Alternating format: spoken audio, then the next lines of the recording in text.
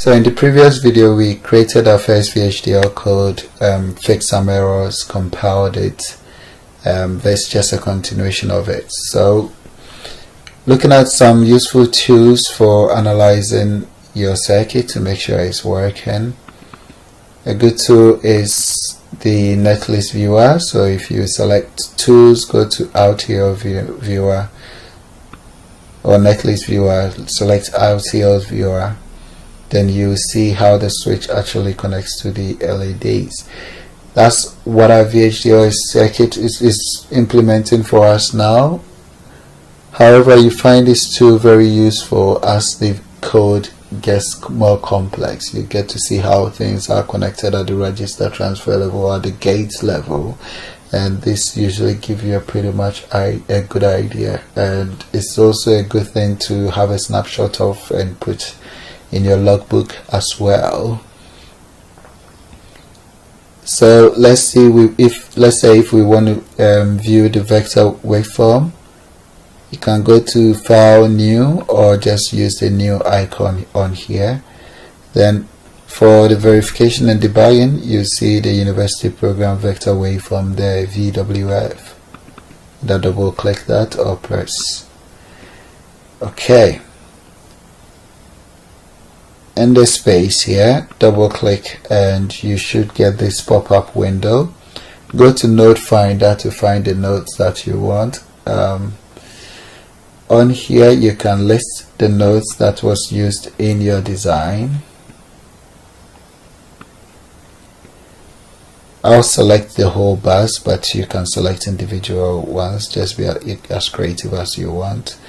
I'll put a switch on top, so switches go first, then the LEDs or the outputs on there. You can remove the components as you wish. So okay, and to run the simulation we need to give it some sort of input as a stimuli. I will select clock for now, though it's very small, but the one with the C or clock input, you can change how many times the incrementation there or what nanosecond the clock should change on there. Select OK. So you have your clock generating all the input stimuli for you. As it stands now, we have not simulated, so the output is 0. But if you go to simulate, run functional simulation, press yes, save your simulation file. Then you get a report being generated that your simulator is running. You have your output there. And as it stands now, we're just connecting the input directly to the output. On a good thing, if you can't see it clearly and you drag this bar along, there's a bar there. I'm not sure if I'll be able to do it with my tiny window, but should be fine.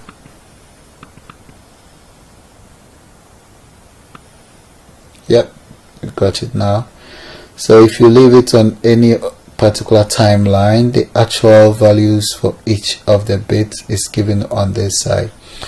You can change the radix if you want. If you want the radix to be hexadecimal, which is easy to read, you can have the radix in hexadecimal for both of them, or you can have one unsigned or signed as you want, and it give you the actual values. So on here you can actually compare for each bit the way the output responds to the input of that particular bit. You can go to edit and set end time, but because this is the simulation output, you won't necessarily see it there. But if you close it, and imagine the simulation length is too long, you go to set end time, and let's say you can choose nanosecond and set it to 10,000.